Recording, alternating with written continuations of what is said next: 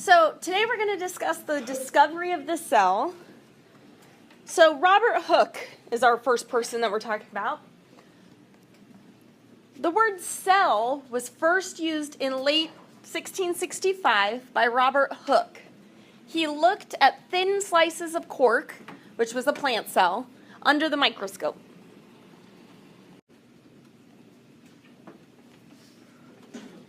Okay, cork seemed to be made of thousands of tiny empty chambers.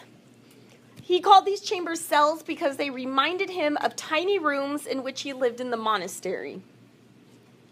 Today, we know that cells are not empty chambers, but contain much living matter. Oops, sorry guys.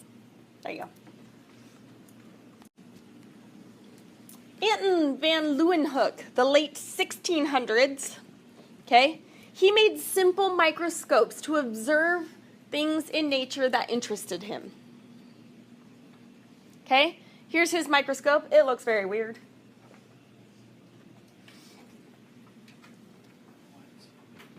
He discovered the hidden world of microorganisms in a drop of water, and he called them little beasties. Very scientific name, as you can tell. He was the very first person to see and describe microorganisms under the microscope.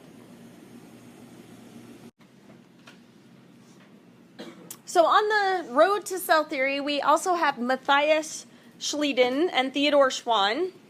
Schleiden was a German botanist. In 1838, he said that all plants are actually composed of these little cells.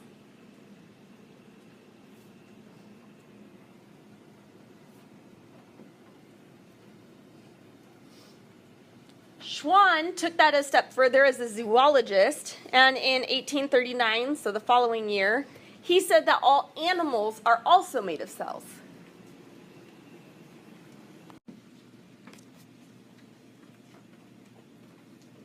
Then we come to Virchow. In 1858, he said that cells could only arise from pre-existing cells. They're not something that form on their own. They're actually reproduced by the original cells that were there.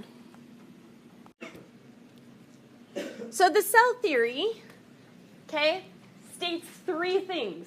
You need to know these for the test. You need to know these for biology.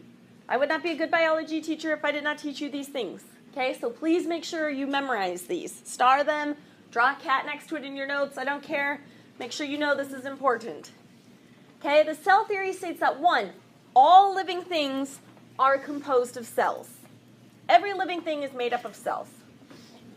So, carrots are made up of cells. You, made up of cells. Tigers, made up of cells.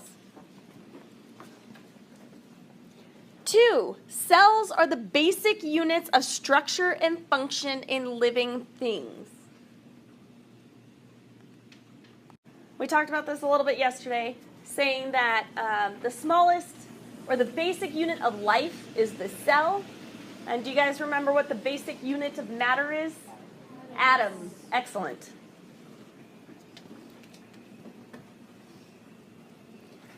And third, new cells are produced from existing cells.